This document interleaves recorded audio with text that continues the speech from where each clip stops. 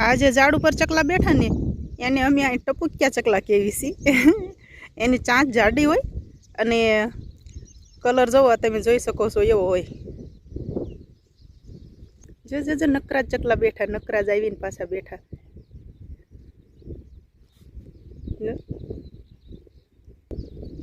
આપણે નજીક જઈએ ને ત્યાં ઉડીને વયા જાય છે. જો જાય બે ટોંચ ઉપર બેહી રહ્યા છે, બાકી બધા ઉડી ગયા. એ જાય જાય. આ બધું ઘાસ ચોમાસાનું મસ્તીનું ઉગી ગયું છે અને ધરતી ધીમે ધીમે લીલી ચાદર ઓઢતી જાય છે. ધીમે ધીમે જો ધીમે ધીમે લીલી ચાદર ઓઢતી જાય છે ધરતી. કારણ કે અત્યારે જ્યાં આવી રીતના પાણી ભેગા થયા હોય ને ત્યાં વધારે ખડ ઉગ્યું હોય એટલે વધારે લીલું દેખાય. અને આજે કોરો વિસ્તાર દેખાય છે ને ત્યાં વરસાદની જરૂર થોડીક વધારે પડે.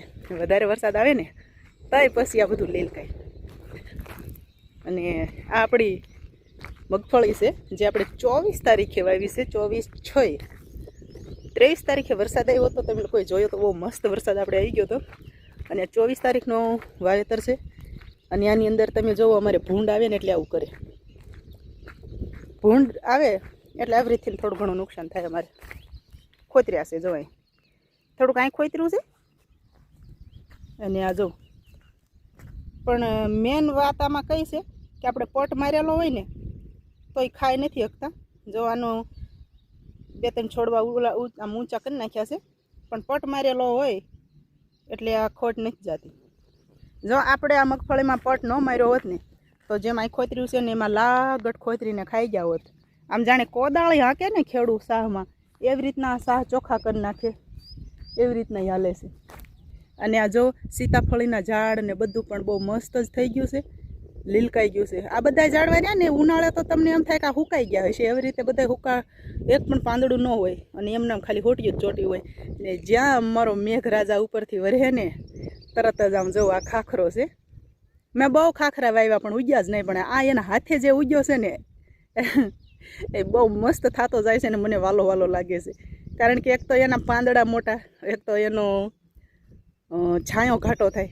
અને એમાંય જે કેસુડા આવે ફાગણ મહિનામાં કાંઈ ઘટે નહીં. જો ચકલી કેટલું મસ્ત બોલી રહી છે. ક્યાં ઓલી આમ ક્યાંક બેઠી, જો પથ્થર ઉપર બેઠી. આપણે ઝૂમ કરીને બતાવવાનો પ્રયાસ કરીએ.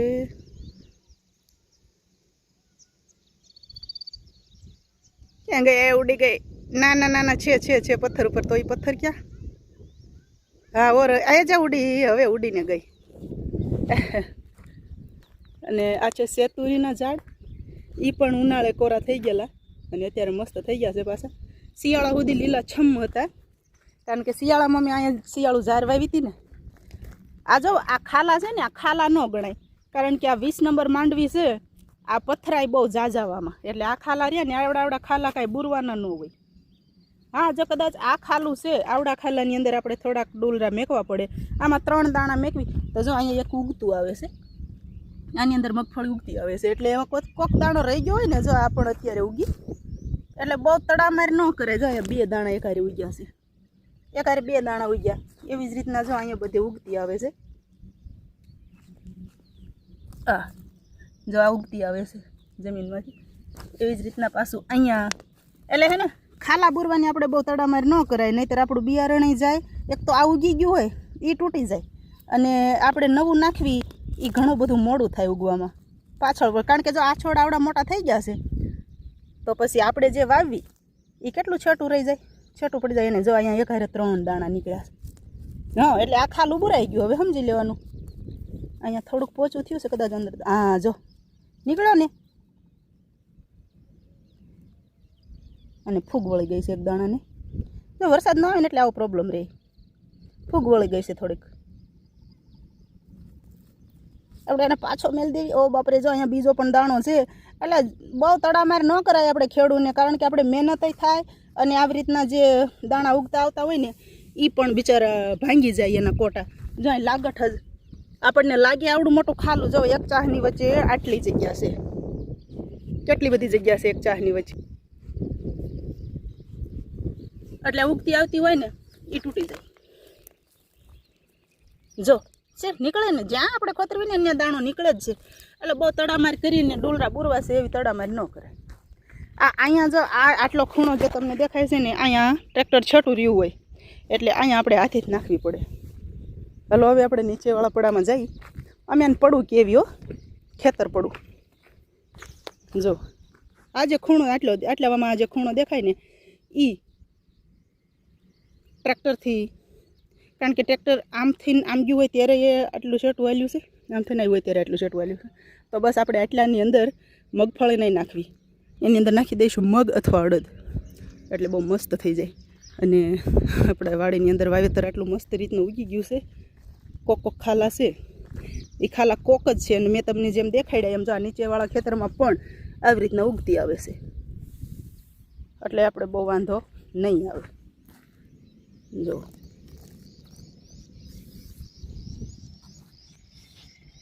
પક્ષીઓ પણ બહુ મસ્તીનું બોલી રહ્યા છે. આ એક ચાહ આખો અહીંયા નથી ગયો, પણ એ જો ઊંડો ગયો હોય એટલે એ ચાહ પણ ઉગી જ ગયો છે. જો આ મગફળી છે, અમારી આંગળી રહી ને આ મગફળી છે, પછી આ અહીંયા મગફળી છે. જો આપણને એવું લાગે ખાલું છે, પણ અંદર દાણો પડ્યો હોય. જો કેટલું બળમાં ઉગ્યું છે. અંદર દાણો પડ્યો હોય એ તો નીકળવાનો જ હોય, એટલે આ ખાલું એની રીતે જ બુરાઈ ગયું. આપણે બિયારણ નાખવાનો ખોટીપો ન થયો. આખો ચાહ ઉગી ગયો છે મસ્તીનો સુપર. જો ને આખો ચાહ એવી રીતના જ છે, ગઢ ઉગી ગયેલો. એટલે આપણે આમાં ડોલ પૂરવાની જરૂર નહીં પડે. અમુક જગ્યાએ ઊંડું ગયું હોય બિયારણ, જ્યાં જ્યાં ખાલું દેખાય ને આંટો મારવી એટલે બધે ઉગી ગયેલું જ છે. જો હે ને 2 દાણા 3 દાણા એવી રીતના નીકળ્યા છે ને એટલે આ ખાલું આપણને દેખાય છે, બાકી અંદર દાણો હોય ને ઉગે જ ત્યાં. એટલે આપણે ખોટીપો જરાય થાય નહીં. તો આપણી વાડીનું ઉગાવો કેવો લાગ્યો તમને લોકોને કોમેન્ટ કરજો. અને હજી ઉગતી જ આવે છે એટલે આપણે ખાલું જ નહીં ભરવું પડે, જરાય મહેનત નહીં કરવી પડે. નહીંતર આ બધી જગ્યાએ છે ને નવું બિયારણ નાખીએ ને ખાલા બુરવા પડે. તો આપણે જોવા કાંઈ નહીં કરવું પડે.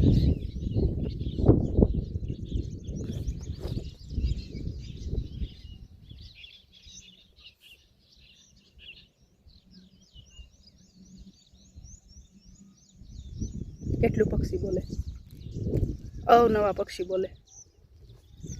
જા ગુલમરનું ઝાડ છે, કેટલું મસ્ત દેખાય છે.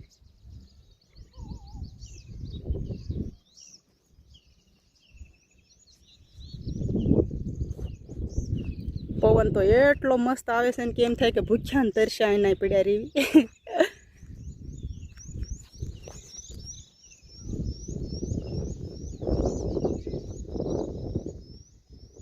વરસાદનું જોર ફૂલ છે.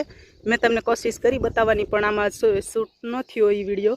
એ ચકલી છે એ ઊંચા આકાશમાં આમ ચડી અને પછી ધીમે ધીમે આમ ચડે છે, ધીમે અને પછી ત્યાંથી એકદમ આમ પથ્થર ઘણે પડી જાય હેઠી. સમજી લેવાનું કે વરસાદ ફૂલ થશે એમ. અને ધીમે નીચે ઉતરે ને તો ફૂલ વરસાદ ન થાય, માપે મેળે થાય. સારું હાલો તો આવજો બધા. બાય, જય શ્રી કૃષ્ણ. અને આ છે અમારા શેઢાપાળાના ઝાડવા. તો તમે લોકો પણ આવું બધું કંઈક વાવજો. તો ઉનાળામાં આના છાંયે બેહી અને કામ કરવાનું હોય તો ઘડીકાના છાંયે બેહીને રાહત મળે. ઓકે બાય, જય શ્રી કૃષ્ણ. ખુશ રહી જવું.